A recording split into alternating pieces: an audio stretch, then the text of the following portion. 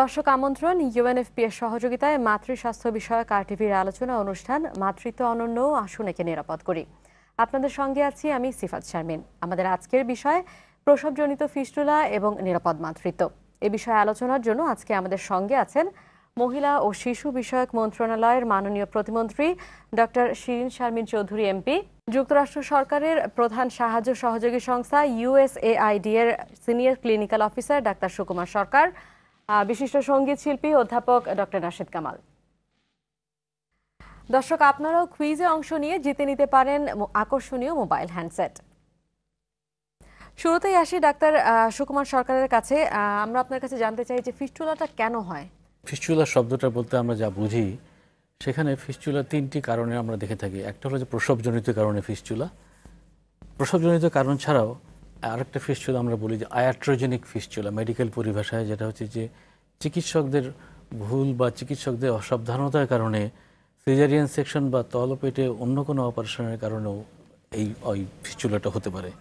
আরও একটা ফিস্টুলা আছে, সেটা হচ্ছে ট্রমাটিক ফিস্টুলা, যেখানে রেপ বা অন্য কোনো জেনিটাল অ্যাসাল্ট বা কোনো অবজেক্ট যদি যৌনাঙ্গে আঘাত করা হয় সেসবের ফলেও ফিস্টুলা হতে পারে। কিন্তু এই সব কিছুর মধ্যে অবস্ট্রেটিক ফিস্টুলা বা প্রসবজনিত ফিস্টুলা যেটা, সেটাই বেশি, শতকরা 90% কেসই হচ্ছে যে অবস্ট্রেটিক ফিস্টুলা।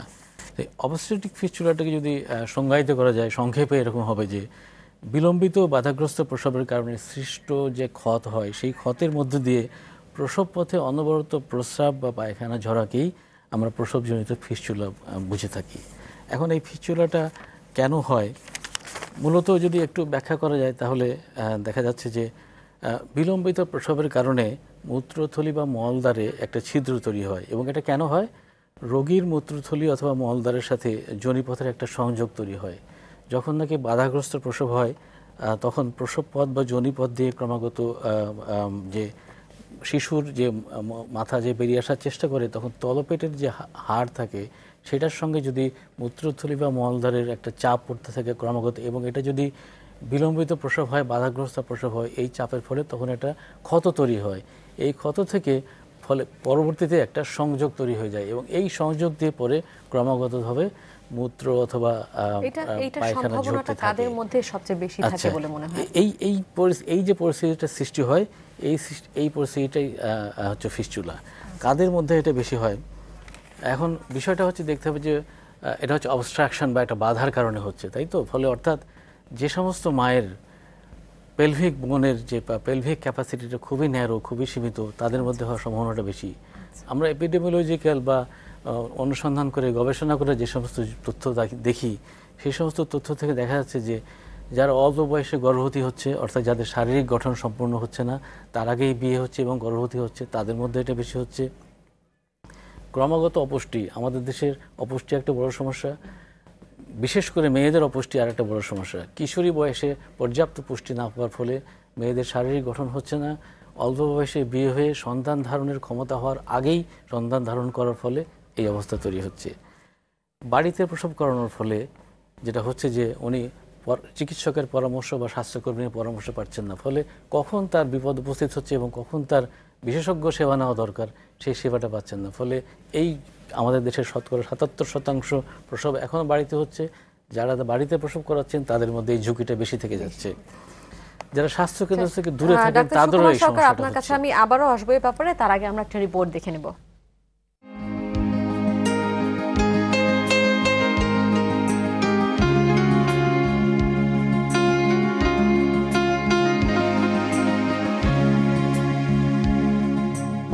জনসংখ্যার এদেশের অর্ধেকই নারী। এরা অপুষ্টি এবং নিরাময়যোগ্য বিভিন্ন রোগ ব্যাধিতে ভুগছেন। কখনো তারা এসব বিষয়ে পরিবারের কারোর সাথে আলোচনা করতে পারে না। দেশে গর্ভকালীন প্রসবজনিত জটিলতা ব্যাপক, যে কারণে মাতৃমৃত্যু এখন অনেক বেশি। বাল্যবিবাহ এবং অপ্রাপ্ত বয়সে মেয়েদের বিয়ের হার উল্লেখজনক। গর্ভকালীন সময়ে তারা প্রয়োজনীয় সেবা থেকে বঞ্চিত হচ্ছেন, ফলে অনেক সময় অদক্ষ দায়ী দ্বারা প্রসব করাচ্ছে। বিলম্বিত ও বাধাপ্রাপ্ত প্রসবের কারণে হচ্ছে ফিস্টুলা। এক হিসেবে দেখা গেছে দেশে বর্তমানে প্রায় ৭১,০০০-এর বেশি মহিলা প্রসবজনিত ফিস্টুলায় আক্রান্ত এবং প্রতিনিয়তই এরা নানা রকম লাঞ্ছনা গঞ্জনার শিকার হচ্ছেন। এবার জানা যাক প্রসবজনিত ফিস্টুলা বা কি। এটি একটি জটিল রোগ। বিলম্বিত প্রসবের সময় বাচ্চার মাথা ৩ থেকে ১২ ঘন্টার বেশি সময় ধরে যোনিপথে আটকে থাকার ফলে যোনিপথ ও মূত্রথলিতে রক্ত চলাচল বন্ধ হয়ে যায় এবং এ সময়ে ওই স্থানে পচন ধরে ছিদ্র হয়ে ফিস্টুলার সৃষ্টি হয়।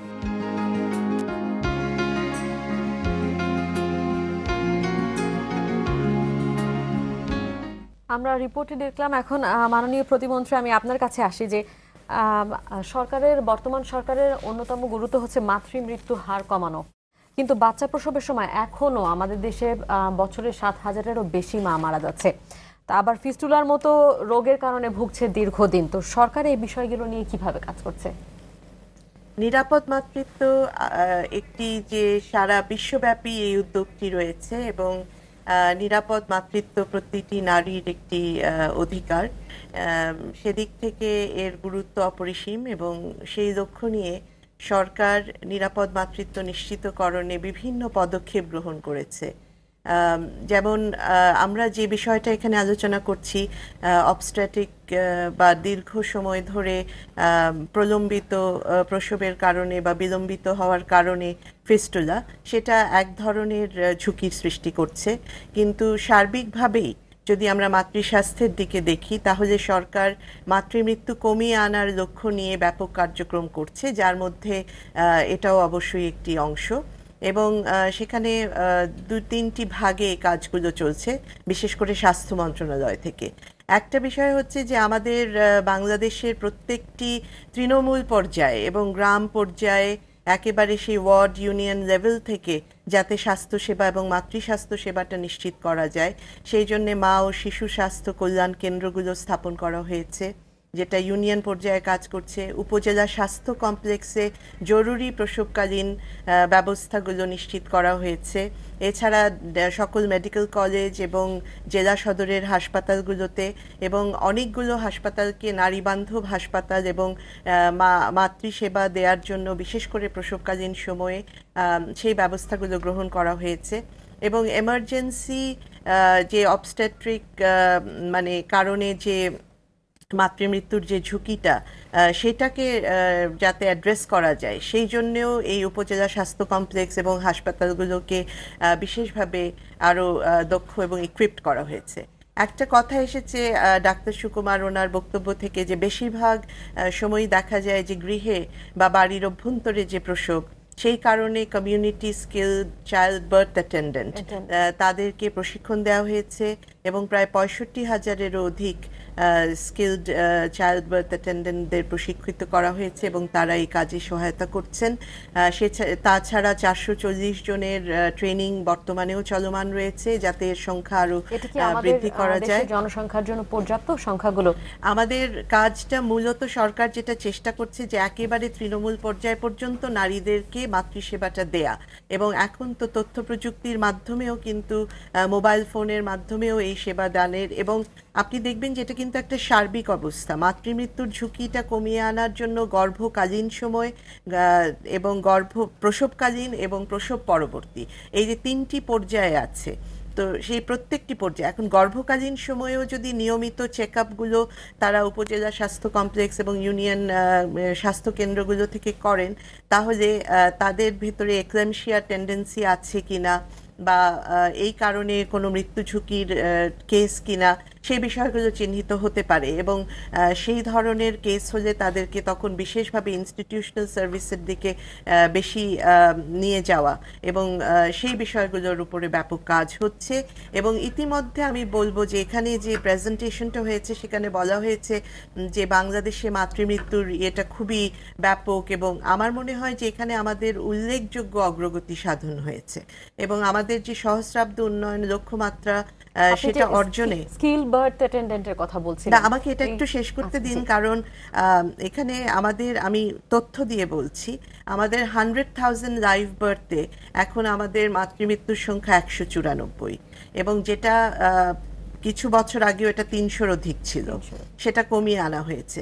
এবং সরকার সুনির্দিষ্টভাবে এই লক্ষ্যটিও নির্ধারণ করেছে যে 2016-র ভেতরে এই হারটাকে 194 থেকে 143-এ কমিয়ে আনা, এবং সেটা করতে হলে কি কি করণীয় সেই বিষয়গুলো অত্যন্ত সুনির্দিষ্টভাবে চিহ্নিতকরণ করা হয়েছে।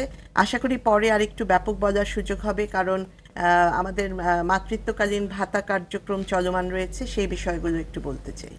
জি, আমি ডক্টর নাশিদ কামালের কাছে আসি। আপনি একজন জনস্বাস্থ্য বিশেষজ্ঞ, আমরা জানি। তো অনেক সময় দেখা যায় ফিস্টুলার রোগী তার সমস্যার কথা শেয়ার করতে পারছে না কারোর সাথে, সে কারণে সমস্যাগুলো একসময় প্রকট আকার ধারণ করে, এবং এগুলোর সচেতনতা বৃদ্ধি করার জন্য আমরা কি করতে পারি? তোমার কথাটা খুবই যুক্তিযুক্ত। তবে ডক্টর শিরিন যেটা বললেন মাননীয় মন্ত্রী, যে আমাদের 320 ছিল মাতৃ মৃত্যুর হার, সেটা কমে 194-এ পৌঁছেছে। এটা আমাদের জন্য 100,000 লাইফ বার্থ। হ্যাঁ, তো এটা তো আমাদের জন্য খুব বিরাট একটা ব্যাপার। এবং আমাদের এতগুলো দক্ষ মহিলারা আছেন 65,000, তারা গিয়ে গিয়ে তারা নিরাময় দিচ্ছেন। তাদের যদি একটা ট্রেনিং থাকে যে এই কথাগুলোকে আরেকটু বের করে আনা, যে কাদের মধ্যে, কারণ আমরা যখন কাজ করি ফিল্ডে তখন দেখি যে যেসব মহিলারা আর্লি বিয়ে হয়েছে এবং অনেকগুলো ছেলে মেয়ে যাদের হয়েছে, 9, 10, 11 যাদের ছেলে মেয়ে হচ্ছে, তাদের মধ্যে কিন্তু এই অবস্টেট্রিক ফিস্টুলার প্রেভেলেন্সটা অনেক বেশি হচ্ছে, কারণ বাই দিস টাইম বডিটা ক্ষয়ে ক্ষয়ে যাচ্ছে এতগুলো চিলড্রেন হয়ে। এখানে আমি জনসংখ্যার জন্ম নিয়ন্ত্রণের উপরে একটা বিরাট গুরুত্ব দেব। আমরা জানি যে আমাদের জন্ম নিয়ন্ত্রণের হার অনেক কমে এসছে, তো তারপরও অনেক প্রত্যন্ত অঞ্চল আছে যেখানে 10টি ছেলে মেয়ে 11টি ছেলে মেয়ে হচ্ছে। এবং বিশেষ করে 40-এর পর যে সমস্ত মহিলারা তাদের ছেলে মেয়ে নিচ্ছেন, তখন কিন্তু তাদের এই সমস্যাগুলো হচ্ছে, এবং যেহেতু তারা জানেন না এটা সম্পর্কে, তারা মনে করছেন যে আমার কোনো দুর্ভাগ্য আমার কবলিত হয়েছি, বা আমি কোনো একটা ঘৃণিত ব্যাধির মধ্যে পড়ে গেছি, এবং এটা কারোর সঙ্গে বলা, যার ফলে এই যে 65,000 স্কিল বার্থ অ্যাটেন্ডেন্টের কথা বললেন, আরও 440 জন ট্রেন্ড হচ্ছে, এরা সবাই যদি এই বিষয়টা অন্তত অ্যাড্রেস করে, একবার অন্তত বলে তাদের ওয়ার্ডদেরকে যে এই ধরনের একটি অসুখ আছে। আমরা নিজেরাও শিক্ষিত মহিলারাও আমরা এতটা কিন্তু জানি না এ সম্পর্কে। এবং যেটা তুমি বলছো যে অনেক সময় আমরা লজ্জায় একে অপরের সাথে আলোচনা করতে পারি না, এবং এটাতে সামাজিকভাবে আমাদের অনেক ক্ষতি হচ্ছে।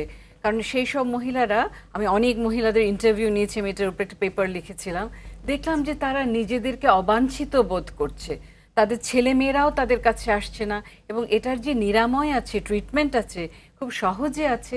আর এখন তো অবস্টেট্রিক হাসপাতাল হয়ে গেছে ঢাকা মেডিকেল কলেজের সাথে, আমাদের সরকার অনেকখানি আগিয়েছেন এই লক্ষ্যে। আমরা এগুলোর জন্য পুরস্কৃতও হয়েছি, সারা পৃথিবী থেকে সমাদৃত হয়েছে আমাদের কাজের জন্য। কিন্তু সেটা একদম প্রত্যন্ত অঞ্চলে মানুষের কাছে পৌঁছাতে আমাদেরকে আরেকটু হাতটা প্রসারিত করতে হবে। আমি একটু যোগ করতে চাই, উনি খুবই গুরুত্বপূর্ণ বিষয় বলেছেন। একদিকে যেমন এই যে প্রলম্বিত লেবার, যে দীর্ঘ সময় ধরে, তো সেই জায়গাটা তো কারণটা চিহ্নিত করা হয়েছে যে এটাও ফিস্টুলার একটা কারণ। তো সেই জায়গাটাতেই যদি আগে অ্যাড্রেস করা যায়, এবং ওই দীর্ঘ লেবারের প্রয়োজন ওই হলে তখন সেখানে কি সিজার করা যাবে কিনা সেটা ডাক্তাররা ভালো বলতে পারবেন, যে সেই ধরনের পদক্ষেপ নেওয়ারও সুযোগ আছে। তবে সচেতনতা বৃদ্ধির বিষয়টি আছে। আরেকটি হচ্ছে যে অল্প বয়সের বিয়ে, যেমন ঘন ঘন সন্তান নেয়ার কথা যেটা ডক্টর নাশিদ কামাল বলেছেন, সেটাও, এবং যদি অল্প বয়সে বিয়ে এবং গর্ভধারণ হয়, তো সেক্ষেত্রেও কিন্তু বাল্যবিবাহ প্রতিরোধেও সরকার ব্যাপক সচেতনতা বৃদ্ধি এবং সেই কাজগুলো করছে। আর আরেকটা বিষয় হচ্ছে যে ফিস্টুলার বিষয়টা তো প্রতিরোধযোগ্য, সেটাই হচ্ছে সবচেয়ে একটা মানে বড় আশার জায়গা, যে আমরা যদি সঠিকভাবে এই প্রচারটা করতে পারি এবং এই সচেতনতাটা আরো সুদৃঢ় করতে পারি, তাহলে অবশ্যই এটাকে প্রতিরোধ করা সম্ভব। আমরা প্রতিরোধ নিয়ে কথা বলবো, তার আগে আমরা ছোট্ট বিরতি নিয়ে আসি। দর্শক, আপনারা দেখছেন ইউএনএফপি এর সহযোগিতায় মাতৃ স্বাস্থ্য বিষয়ক সচেতনতামূলক বিশেষ টক শো মাতৃত্ব অনন্য, আসুন একে নিরাপদ করি। এ পর্যায়ে নিচ্ছি বিরতি, ফিরছি একটু পরেই, সে পর্যন্ত আমাদের সঙ্গেই থাকুন।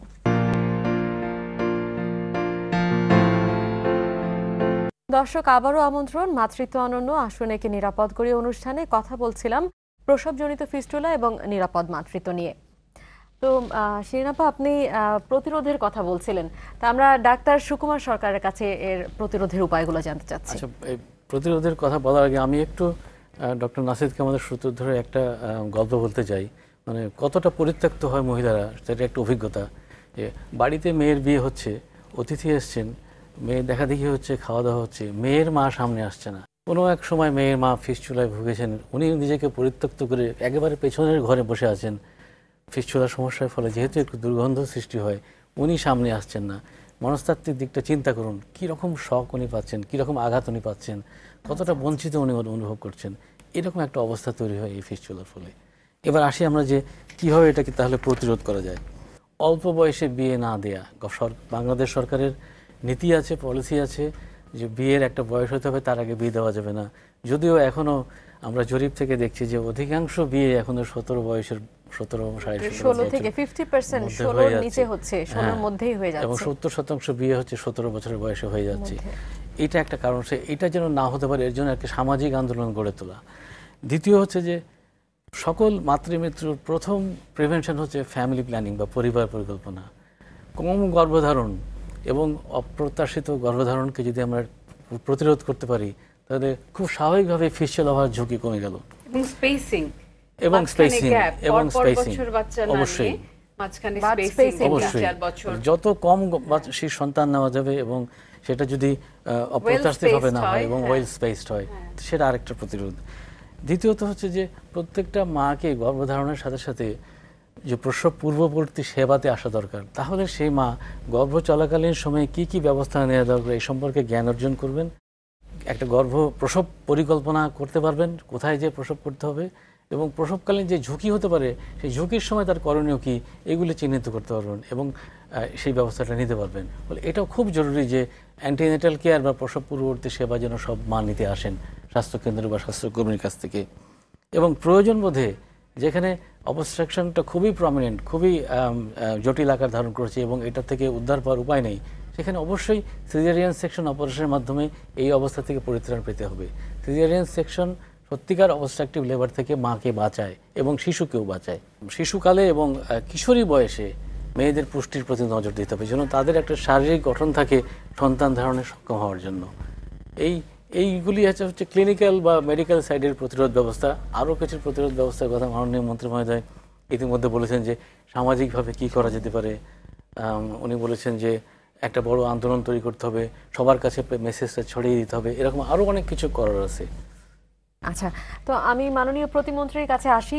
ডাক্তার সুকুমার সরকার বলছিলেন যে সামাজিকভাবে এরা পরিত্যক্ত হয়, তো এদেরকে পুনর্বাসনের জন্য কি সরকার কোনো পদক্ষেপ নিয়েছেন?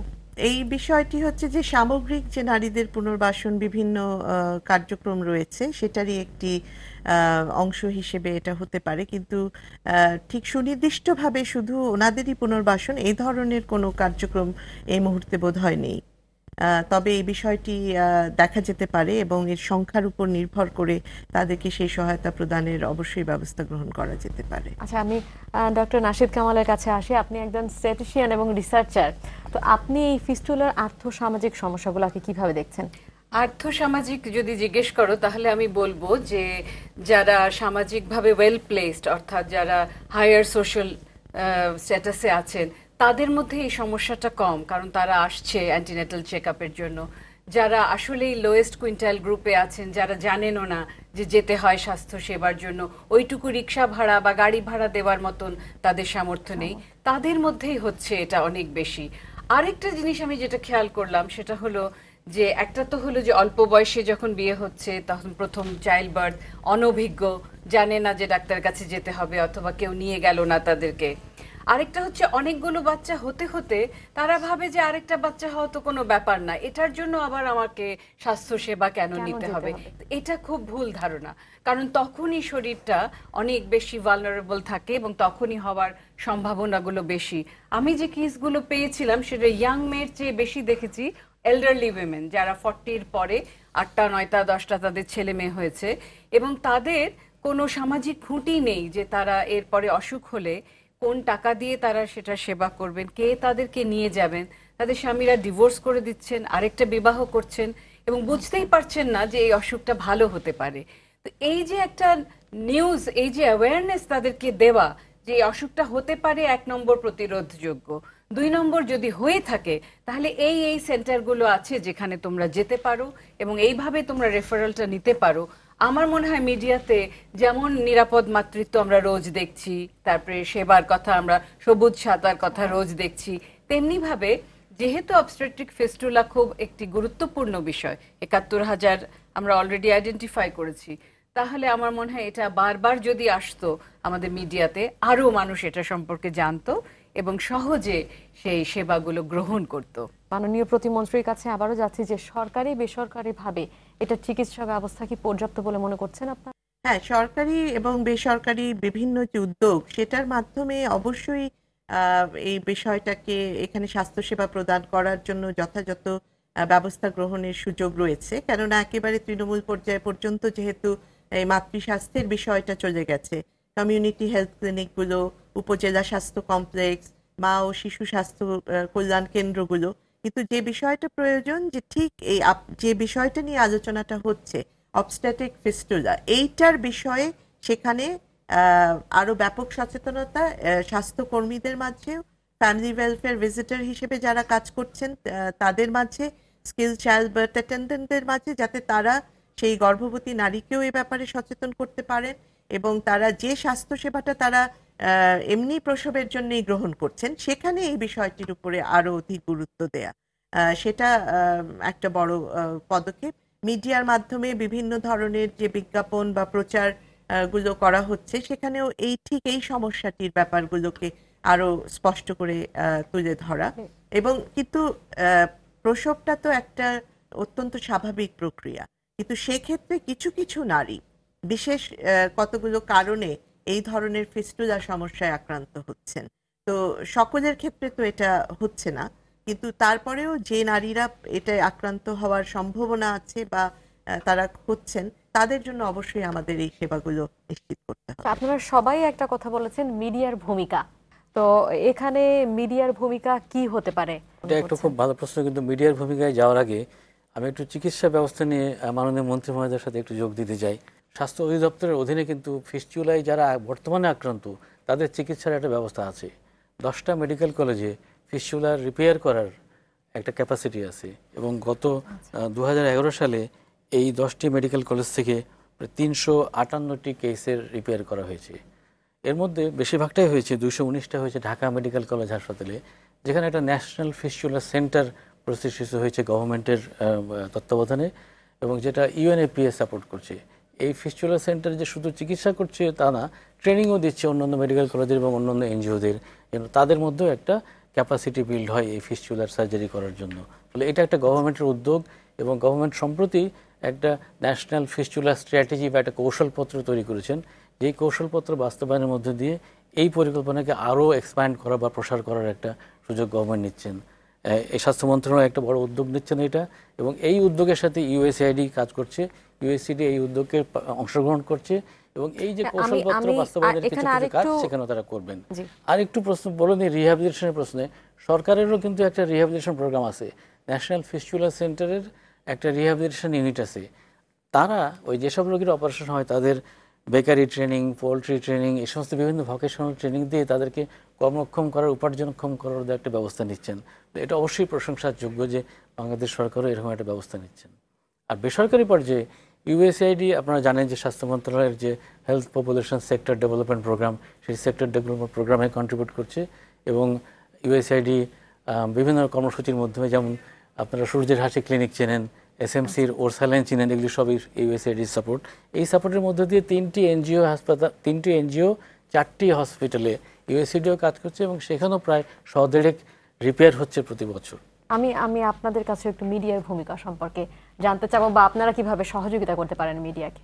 আমাদের যেমন মহিলা ও শিশু বিষয়ক মন্ত্রণালয় থেকে আমরা বিভিন্ন বিষয়ে, যেমন নারী নির্যাতন প্রতিরোধ, বাল্যবিবাহ প্রতিরোধ, এই সকল বিষয়ে ছোট ছোট বিজ্ঞাপন তৈরির উদ্যোগ নেই। সেখানে আমরা মাতৃমৃত্যুর প্রতিরোধের ব্যাপারে করণীয় বিষয়েও সেই ধরনের বিজ্ঞাপনও তৈরি করেছি, যেটা প্রায় প্রচারিত হয় বিভিন্ন মিডিয়ায়। তো এই ধরনের বিভিন্ন যে প্রকল্পগুলো সরকার গ্রহণ করে, সেখানে এই গণমাধ্যমে প্রচারের জন্যে কিছু অর্থ বরাদ্দ সেখানে সুনিশ্চিত করলে এটা খুব একটা কঠিন কিছু নয় এ ব্যাপারে প্রচার করা। অর্থাৎ মানে আর্থিক যে দিকটা আপনি বলেছেন সেটা অবশ্যই মানে এটা বহন করা যায় এবং সেভাবেই কিন্তু এই প্রচারগুলো হচ্ছে। তাছাড়া বিভিন্ন স্পন্সরের মাধ্যমেও এই ব্যাপারে আরো ব্যাপক প্রচার। আর আমাদের যে মাতৃত্বকালীন ভাতা কার্যক্রম, যেখানে একেবারে 1,10,000 নারী গ্রাম পর্যায়ে ভাতা পান, সেখানে কিন্তু নিয়মিত তাদেরকে বিভিন্ন প্রশিক্ষণ দেয়া হয় এবং সেই প্রশিক্ষণের মধ্যে কিন্তু প্রজনন স্বাস্থ্য বিষয়ক প্রশিক্ষণ, মাতৃস্বাস্থ্যের বিষয়ে প্রশিক্ষণগুলো সেখানে নিয়মিত দেয়া হচ্ছে। শহরাঞ্চলে ল্যাকটেটিং মায়েদের জন্য, যারা দরিদ্র কর্মজীবী মা, তাদের জন্যও এই মাতৃত্বকালীন ভাতা আছে। তো আমাদের আলোচনায় যে একটা এসেছিল যে কি কি কারণে এই ধরনের মাতৃমৃত্যুর ঝুঁকি, সেখানে কিন্তু সামাজিক এবং অর্থনৈতিক কারণগুলো রয়েছে। তো সেটাকে কিভাবে কমিয়ে আনা যায়, সেই জন্য এই বিশেষ সামাজিক নিরাপত্তা কার্যক্রমের মাধ্যমে মাতৃত্বকালীন ভাতা কার্যক্রমটা সারা দেশে শহরে এবং গ্রামাঞ্চলে করা হয়েছে এবং শহরে প্রায় ৭৮,০০০ দরিদ্র কর্মজীবী মায়েরা এই ভাতা কার্যক্রমের অন্তর্ভুক্ত। সেই জন্য ওই যে স্বাস্থ্য কেন্দ্রে যাতায়াতের যে খরচটা, সেটাও তারা এখান থেকে বহন করতে পারেন। গর্ভকালীন সময়ে কিছু পুষ্টিকর খাদ্য যেটা তার প্রয়োজন, সেটাও তিনি তার এই অর্থটা থেকে তিনি সেটা তার উপরে ব্যয় করতে পারেন। আমরা অনুষ্ঠানের একদম শেষ পর্যায়ে আমি ডক্টর নাশিদ কামালের কাছ থেকে একটু মিডিয়ার ভূমিকা সম্পর্কে আমি যেটা জিজ্ঞেস করলে যে প্রাইভেট চ্যানেলগুলো কি করতে পারে, তোমাদের বিভিন্ন অনুষ্ঠানের মধ্যে তো অলরেডি তোমরা উপস্থাপন করছো এই সমস্যাগুলো। এছাড়াও আমার মনে হয় যে আমরা যারা গান গাই বা নাটক করি, আমরা যদি ছোট ছোট দল হয়ে আমরা দেশের প্রত্যন্ত অঞ্চল পর্যন্ত যেতে পারতাম এবং ছোট ছোট অনুষ্ঠান করে, যেটা আমরা দেখেছি উঠান বৈঠক, সেটার মধ্যে শুধু একজন নারী যিনি গর্ভবতী তাকে এই জ্ঞানটা দিলে হবে না, পুরো তার ফ্যামিলিটাকে জ্ঞানটা দিতে হবে, তারা সবাইকে সচেতন হতে হবে যে এরকম অবস্থা হলে আমরা কি করব, কোথায় যাব। তো উঠান বৈঠক আমাদের দেশে কিন্তু খুব কার্যকরী হয়েছে এবং আমরা জানি যে টেলিভিশন সকলের ঘরে ঘরে নেই, বিশেষ করে যারা একদম প্রত্যন্ত অঞ্চলে থাকেন বা দারিদ্র্যের একেবারে সীমারেখার নিচে। তাদের জন্য এই ধরনের কার্যক্রম যদি ইউএনএফপিএ, ইউএসএআইডি ফান্ড করেন, তাহলে আমরা শিল্পীরা হিসাবে, আমরা নারী হিসাবে, আমরা অধ্যাপক হিসাবে আমরা এটাতে পার্ট নিতে পারি। বিষয় একটু যোগ করতে চাই যে সার্বিকভাবে মাতৃস্বাস্থ্যের যে বিভিন্ন দিক, সেটা সুনিশ্চিত করা এবং সুরক্ষিত করার জন্য কিন্তু নারী ক্ষমতায়ন, সেই জায়গাটাতে আমাদের আবার ফিরে আসতে হবে। কেননা একজন, যে কথাটি এসছে যে ঘন ঘন সন্তান ধারণের বিষয়, সেখানে একজন নারীর ভূমিকাটা কতখানি, অর্থাৎ সিদ্ধান্ত গ্রহণের জায়গাগুলোতে যখন আমরা নারীদের একটা সুসংহত অবস্থান করতে পারবো, তখনই তিনি নিজের স্বাস্থ্যের ব্যাপারে একদিকে সচেতনও হবেন, অন্যদিকে সিদ্ধান্তগুলো তিনি সঠিকভাবে গ্রহণ করতে পারবেন এবং সেখানে যে প্রয়োজনীয় সহযোগিতাগুলো প্রয়োজন, সেগুলো তখন তার জন্য আরো বেশি তিনি গ্রহণ করতে পারবেন। সুতরাং সেই জায়গাটিতেও তো সরকার কাজ করছে। আসলে মাতৃস্বাস্থ্য নিয়ে কথা বলতে গেলে এখানে অনেক কিছু চলে আসে, যেমন নারীর ক্ষমতায়ন বা পরিবার পরিকল্পনা, অনেক কিছু চলে আসে। আমরা অনুষ্ঠানের একদম শেষ পর্যায়ে শুধু একটা বিষয় আমি খালি একটু বলে নিতে চাই মিডিয়ার ভূমিকা সম্পর্কে। মিডিয়া একটা জিনিস মিডিয়া খুব স্পষ্ট করে প্রচার করতে পারে বিভিন্ন কর্মসূচির মধ্যে দিয়ে, সেটা হচ্ছে যে ফিস্চুলায় যিনি আক্রান্ত হয়েছেন দুর্ভাগ্যবশত, তার জন্য চিকিৎসা আছে, চিকিৎসা কেন্দ্রে তিনি যেন আসেন, অধিকাংশ সার্জারি সফল হয়। কথা তো বলতেই হবে যে 4,500টি যে ইউনিয়ন পর্যায়ে তথ্য কেন্দ্র সরকার চালু করেছে, তার মাধ্যমেও যদি আমরা এই তথ্যটা আরো বেশি প্রচারের উদ্যোগ নিই, তাহলেও কিন্তু তৃণমূল পর্যায় পর্যন্ত আমরা এটা সফলভাবে সচেতনতাটা বৃদ্ধি এবং তাদের এসে এই সেবাটা গ্রহণে আরো বেশি তাদেরকে এগিয়ে আনা সম্ভব। আমি একটা ছোট্ট কথা বলি যে ইউএসএইডের যে কার্যক্রম আছে ফিস্চুলা কেয়ার, সেই ফিস্চুলা কেয়ারে কিন্তু ব্যক্তি উদ্যোগেই 73 লক্ষ টাকা ডোনেশন এসেছে এই সব রোগীদের সাহায্য করার জন্য। এটা কিন্তু কম না, এরকম আরো অনেকেই করতে পারেন, বড় বড় কোম্পানিগুলো করতে পারেন। মিডিয়া আরও একটা কাজ করতে পারেন, প্রাইভেট যে হসপিটালগুলি আছে তাদের কাছে একটা অ্যাপিল করতে পারেন। প্রাইভেট হসপিটাল তো ফিস্চুলার এই যে দুস্থ গরিব মাদের জন্য একটা যদি ফ্রি সার্ভিস তারা কর্পোরেট সোশ্যাল রেসপন্সিবিলিটি হিসাবে পালন করেন, তাহলেও কিন্তু এটা অনেক রোগীর ইতিমধ্যে অপারেশন করে ফেলা যাবে। আমরা অনুমান করি যে বাংলাদেশে 71,000 ফিস্চুলা কেস আছে। এই কেসগুলি কতদিনই আমরা রিপেয়ার করতে পারবো জানি না, কিন্তু সবার একটা সমন্বিত চেষ্টা থাকলে পরে আমরা অবশ্যই অনেকাংশে সফল। একদিকে রিপেয়ার করার বিষয়টা তো অবশ্যই গুরুত্বপূর্ণ, কিন্তু প্রতিরোধ যাতে এই সংখ্যাটা আর না বৃদ্ধি পায়, সেই দিকটাতেও আমাদের এই উদ্যোগগুলোকে আরো জোরদার করতে হবে। এবং আমাদের গোল হচ্ছে যে, লক্ষ্য হচ্ছে যে আর একটি মাও যেন ফিস্চুলায় আক্রান্ত না হয়। ধন্যবাদ সবাইকে আপনাদের এতক্ষণ আমাদের সঙ্গে থাকার জন্য, এবং আমরা আপনাদের সবার থেকে মিডিয়ার ভূমিকা সম্পর্কে অনেক কিছু শুনলাম। আমরা আশা করি আমরা এগুলোতে সফল হতে পারবো এবং সরকারও আমাদেরকে সহযোগিতা করবেন। আমরা অনুষ্ঠান শেষ করছি সময় স্বল্পতার জন্য। ধন্যবাদ আপনাদের সবাইকে। ধন্যবাদ আপনাকে। দর্শক ধন্যবাদ এতক্ষণ আমাদের সঙ্গে থাকার জন্য। আগামীতে আবার দেখা হবে নতুন কোনো বিষয় নিয়ে। সে পর্যন্ত সবাই ভালো থাকুন, সুস্থ থাকুন।